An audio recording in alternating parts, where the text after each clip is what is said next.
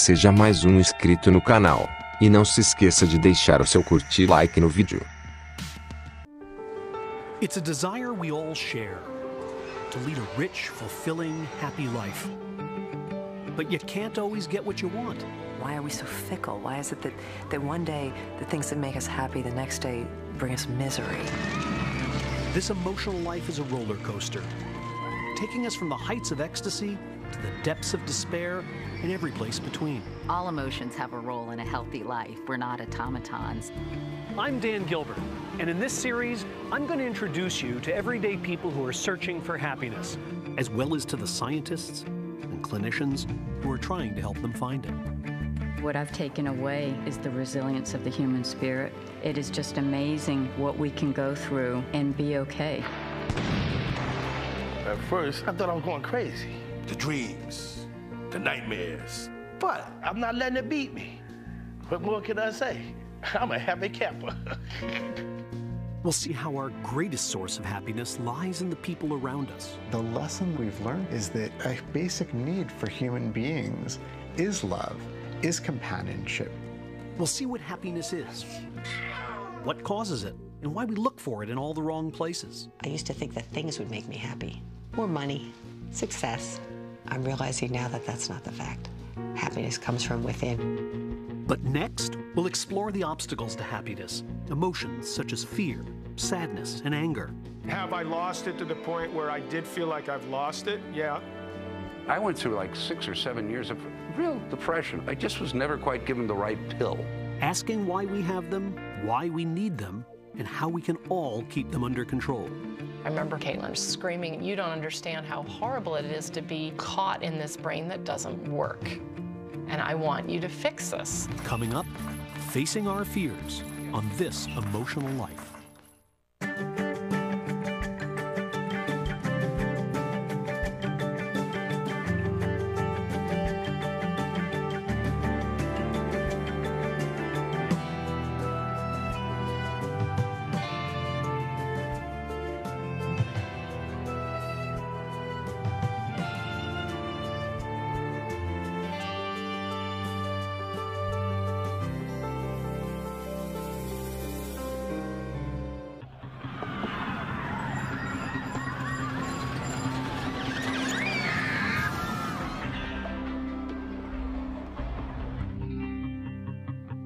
In the 80s, there was a poll done in one of the newspapers. The most heinous, people in the 20th century, It was like Jack the Ripper was 1, I was 2, Charles Manson was 3. It was like, wait a second, okay? I yelled at an umpire, okay? I didn't mutilate 40 people or whatever.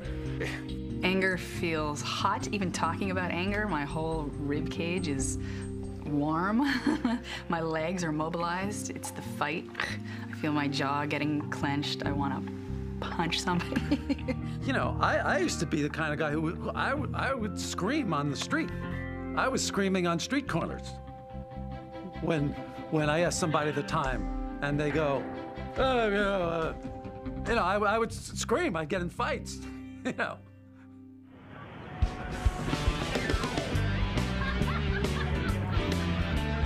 I was in a bar, and I was with my girlfriend. Across the way, there were 3 huge dudes, and they were there chilling and sort of saying things amongst themselves about her. And so, that really got to me to the point where I got up off my chair and I walked over to them, and then in a sort of methodical sort of way, sort of start picking at them. "You're a fat piece of lard ass, you rich mama's boy.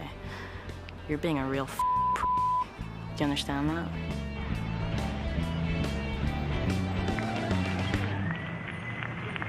When I want to hurt somebody, I'm not thinking about how could they hurt me. I'm thinking about how angry I am.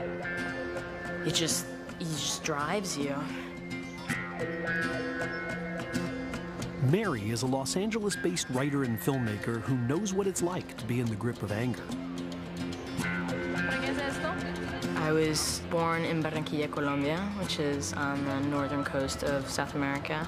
My family moved here when I was 10 years old. My father was very frustrated. He would do things like punch walls and kick doors down and things like that. He was really tense. He was really angry. And by the time that I was like 14, 15, I was really reacting. I was so angry at him that I wanted to, I almost kind of wanted to fight him to see who would win. Eventually, it sort of progressed, sort of like a gentle anger towards people, towards things, towards a world that didn't understand me.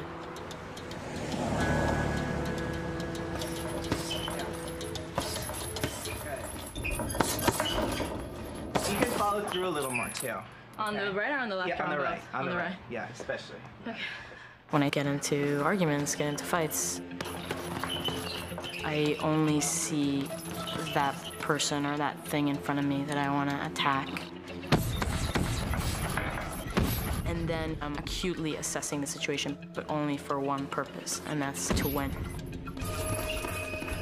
When animals are threatened, they experience a surge of hormones that make them ready to attack or to retreat. Human animals are no exception. Our fight or flight response is crucial for our survival.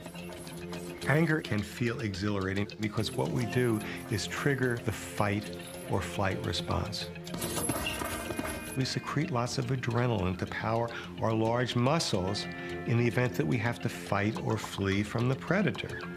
We secrete cortisol, which heightens our auditory and visual sensitivities.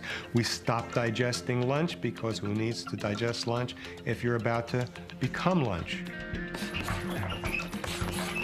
Now that response is very appropriate when we're dealing with life-threatening danger. However, the yellow cab driver that cut you off in traffic comes to supplant the saber-toothed tiger that our ancestors millennia ago were dealing with. And when we look at what happens physiologically, we stay in this heightened state for quite some period of time.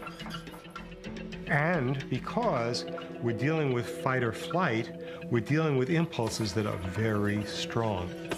While ancient structures like the amygdala respond to threats by trying to turn our anger or fear on, it's newer structures, such as the prefrontal cortex, the thinking part of our brain, that try to turn them off. It's the tug of war between these two systems that gives rise to our emotions. At New York University, neuroscientist Joseph Ledoux has studied how the amygdala and the cortex shape our emotional responses. You know more about the amygdala than anybody alive, and you still can't control yours. No. Why?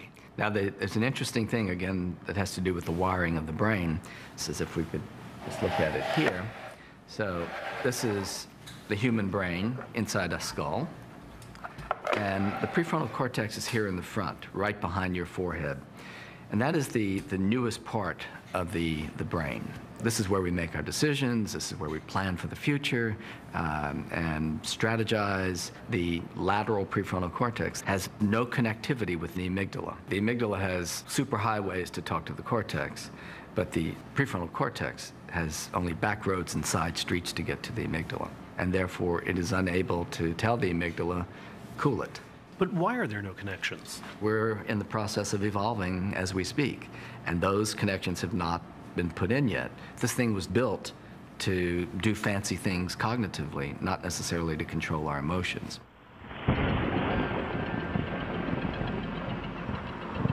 The fact that we are not designed to have complete control over our emotions can have some unfortunate consequences. I was in such a deep, dark place that I couldn't even really see myself. Like, I had become this, like, muddled thing of a person. I was so sad. I was so angry. I couldn't get beyond it.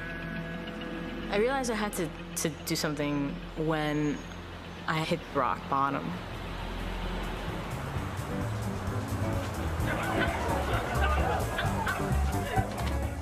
When of my friends invited me to a party, and I was having a great time, but because I'm a control freak, I decided that I wanted to change the song. I wanted to go over to the iPod and change the song.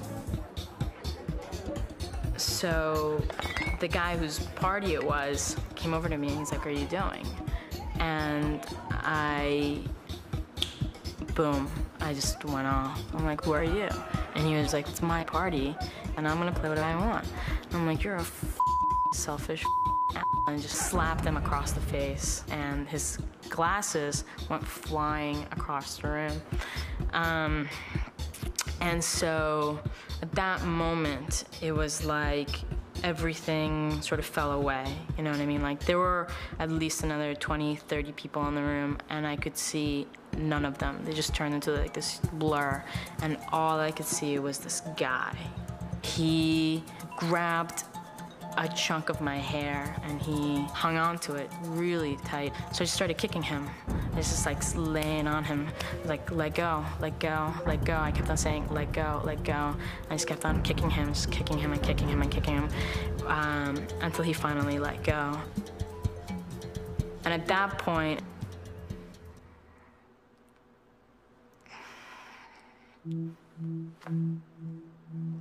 I started crying. You know? And it was like everything became real again. And all the people were there and they were looking at me with such like shock and awe, and I felt horrible that I did it. That's what hurts me. And that I shouldn't, you know, that it goes against my values, it goes against who I am, you know? That's what hurts me.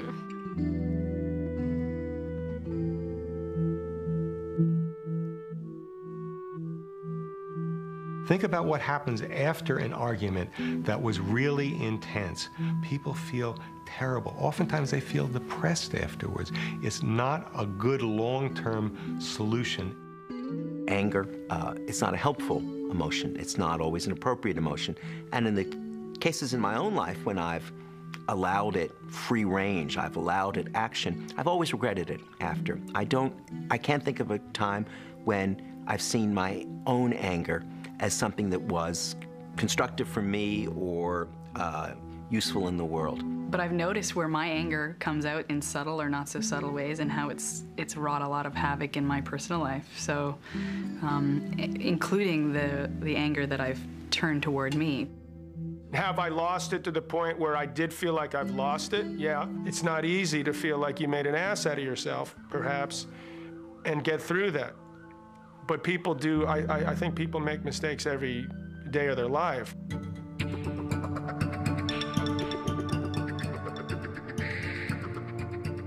Can we outsmart our own brains? Can we learn to control our emotions? Stanford psychologist James Gross has spent his career studying what scientists call emotion regulation.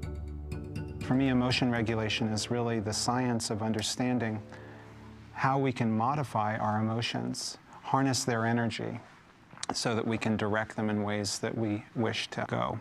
So for me, emotion regulation isn't turning down or turning off all emotions, because emotions, I think, are often incredibly helpful and are what make us who we are. But I think at times, it's great to have a set of tools that we can avail ourselves of so that we can change the course of the emotions that we're having. To test his theory, Gross asked about 100 women to take part in an experiment. Each woman was wired up to a machine so that researchers could measure her heart rate, pulse, and perspiration. All physiological indicators of emotional arousal. First, the women were asked to recall a recent incident that had made them angry, and to think about the incident again and again. To keep turning it over in their minds, to consider and reconsider every detail. Scientists call this rumination. To Mary, this way of thinking came quite naturally. I didn't understand why it was so easy for me to just go into these ranting raves and just become so obsessed on this thing. Okay, you forgot to call me. Why did you forget to call me? You should have called me. I don't understand. Okay, you were busy, but I reminded you several times. You become fixated on these things, and you don't take a moment to breathe. In the next phase of the experiment, the women were again asked to think about the incident that made them angry, but this time to try to visualize it as a neutral observer, or from the perspective of the other person. This is a technique that scientists call reappraisal. When the subjects ruminated, their cardiovascular system went into overdrive. When they reappraised, their bodies became calmer and their anger diminished. One of the things that people for a very long time have repeated again and again is that actually there's an important role for thinking in emotions. And if you can change the way you think, you can change the way you feel. Back in the day, I had to go to therapy, and I found it saved me because I was very, kind of self-destructive. I was always acting out. 4 years of that, twice a week, made a huge difference. It's a wonderful thing to be able to go to somebody who didn't raise you, who you're not married to, who you don't have a 15-year friendship relationship with, and be able to tell them what you secretly are longing for or needing without feeling that you're going to be judged or that you're going to hurt their feelings if this comes out. So by being able to unload these feelings to this doctor, and I did, I told her everything that was making me feel crummy. And we discussed it. When I walked out of there, maybe between the time I left her office and into my car, I was floating on air. Psychotherapy has been with us for more than a century. Sigmund Freud was the first to suggest that emotional problems may be the symptoms of something much deeper, something more significant, something the mind is hiding from itself, such as a traumatic childhood experience or a forbidden sexual impulse. So he had people lie on his couch and talk about their dreams and their childhood in the hope that they might say something that would reveal the true cause of their emotional distress. This kind of therapy was intense, complex, and went on for a very long time. Yes, 8 years I was on a couch, and 5 years I was allowed to sit up and face them. In a 1970s interview, comedian Woody Allen poked fun at the process. I don't know. How do you know, really? That's what it's always the big question mark for me is, when do you decide, I'm done? That's a good point. I don't know if you're ever really done. I know that certain characteristics about me are different now than they were when I started analysis. I started when I was 22, and I'm 35. So I have aged. That's something. That is progress, because yes, it's upward. Yes. Yeah. And I can, when I have sexual relations with someone, I can now think of that person. Rather than somebody else, which is an enormous step forward to me. How many years did that take? Where did that come in, roughly? That just came in last week. In recent years, Freud's therapy has evolved into a more streamlined form of the treatment, known as psychodynamic therapy. The focus is on helping the patient develop insight into how things they feel today or expectations they have about life and about people come from their past. And that the insight itself helps them to change their behavior and their ways of thinking and helps with the symptoms they might be experiencing. Psychodynamic therapy is based on the fact that people don't always know why they feel and think and act as they do. But in recent years, some psychologists have suggested that rather than searching for the hidden causes of emotional problems, therapists might just help people develop the skills they need to deal with them. This idea is the basis of a different kind of therapy, one that's helping people learn to control one of the most primitive human emotions, fear.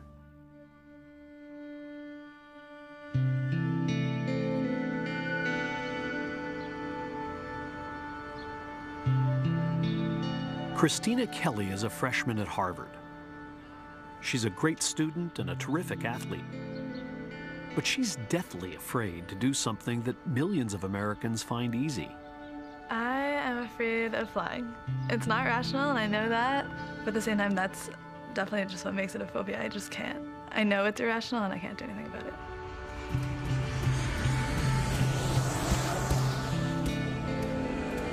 It's not that I'm afraid that they're gonna go crashing to the ground or that someone's gonna, you know, try to take it over or anything, but there's not really anything that I can like pinpoint as to why I'm afraid, and so I think that kind of adds to the whole like overarching fear.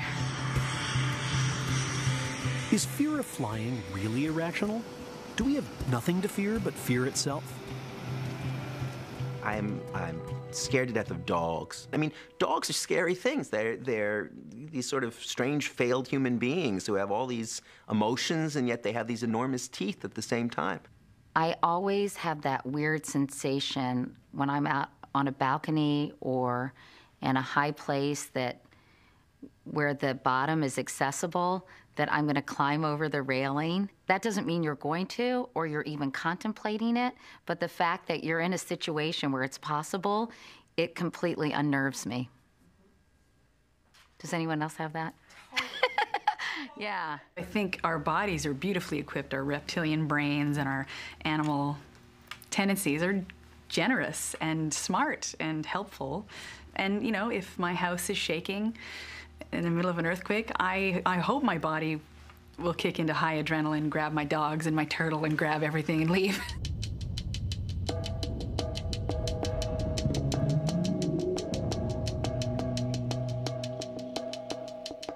There are certain situations that have recurred over evolutionary time over and over again that cause fear. For instance, some nasty animal running towards you very fast and baring its fangs. That's the kind of situation that's happened not too often, but often enough, so that individuals who have what we call a fight-flight response have a lot of advantages over those who say, oh, hello, kitty. It's just not a good thing to be, you know, laid back and mellow when there's a lion coming towards you very quickly. So in the clinic, of course, we call this a panic attack. Panic attack is just identical to a fight-flight response, and it's perfectly normal lots of the time, but not usually in a grocery store. Medications haven't worked for Christina Kelly. With emotions, it's often a paradox, you know, that the more we don't want an emotional state, the more that we experience it, right? And as soon as we allow the emotion to come, a lot of times it kind of starts to diminish more quickly. Today, Christina Kelly will attempt to board a plane with Todd Farchione, the therapist who is helping her conquer the phobia that's kept her from traveling to visit friends and family. Just the way it is, whether you feel things or you don't feel things, whether it's bumpy or not bumpy, you can handle that situation. That's the most important thing. Dr. Farchione uses cognitive behavioral therapy, or CBT, which is extremely effective for people with specific phobias. About 85% of those who try it show significant improvement. Cognitive behavioral therapy has got a different focus, which is on identifying and correcting dysfunctional thoughts and feelings that make you miserable. So a cognitive behavior therapist is not so interested in why you have those thoughts or feelings. He's interested, or she's interested, in basically getting you to identify them and challenge them. We say you have a little machine down buried in your emotional brain, and it's spitting out, you know, all of these really scary kinds of thoughts. But because you're the one thinking those thoughts, you tend to believe it. So we have a saying in cognitive therapy, don't believe everything you think. Christina's therapy started 2 days earlier when she met Dr. Farchione at his office. Most people sign up for a dozen or more treatments over a period of weeks, but Christina opted for a marathon session lasting 3 days. Well, let me just start by asking you how you did last night. Good. I tried to explain it all to my family, so okay. I think that helped me kind of like go over it. So at this point, how are you feeling about taking that flight? I'm very nervous, and it switches back and forth between like, oh, I can do this, and then suddenly I'll feel like this is really overwhelming and like all at once, and I can't believe I'm doing this. With panic, what often happens is that it becomes this cycle, that there's a recognition of the physical symptoms, and as a result of that, there's then an increase in the actual physical response, right? An increase in those symptoms, right? So as you're approaching the plane, for instance, if you start having physical feelings and you say to yourself, like, well, they're not going to go away, or this is going to be really bad, this is going to be an awful trip, this type of thing, it's likely that that physiological changes are going to increase, right? So one of the things that we want to do is we want to see if we can't elicit some of these symptoms, in part so that you can see that this is just your body doing what your body should do. Early in the session, Dr. Farchione asked Christina to do a series of exercises that bring about some of the physical sensations associated with fear, such as dizziness, shortness of breath, and a racing heart. The idea is that once Christina becomes more familiar with these sensations, she will become less afraid of them. And how similar is that to what you experienced prior to? Pretty similar, like 6 or 7. Okay, 6 or 7. That we're going to go into this this flight with no safeties, no avoidance, and essentially confront what it is that you're afraid of. And if that means experiencing those sensations in that situation, again, that's not a problem. Then it's a matter of allowing them to come and allowing them to diminish of their own accord. You know, if something's terrorizing you and bothering you, like let's not run away. Let's go find it, you know?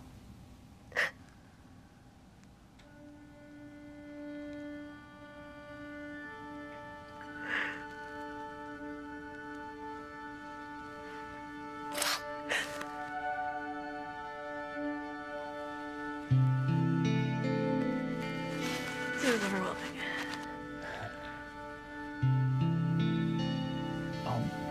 If you had to rate it on a 0 to 8 point scale, where would you put your anticipatory distress right now? 8. Okay. So it's pretty high. Dr. Farchione encouraged Christina not to push the frightening thoughts aside, but instead to let them come to mind so that they can be examined or reappraised. So what can we come up with as a good alternative here? It's going to be hard, but it's going to be okay. So it's going to be hard. I'm going to feel scared and panicky. Yeah, good. One of the key principles behind CBT is that we can change our feelings by changing the thoughts that produce them. We're not trying to stamp out all bad thoughts. In fact, that might be counterproductive. We're just trying to say, let's look at the alternative. Let's put this in perspective. Let's reappraise this. And oh yeah, you'll continue to have scary thoughts, but you know what? You can live with them. And when they do that, it actually changes brain function. There are changes in the prefrontal cortex, working down into the emotional brain, just by this really working hard on reappraising. Allowing it to unfold is actually going to be the fastest way for it to diminish, right? But you're still scared, and we still need to do this. Yeah. Okay.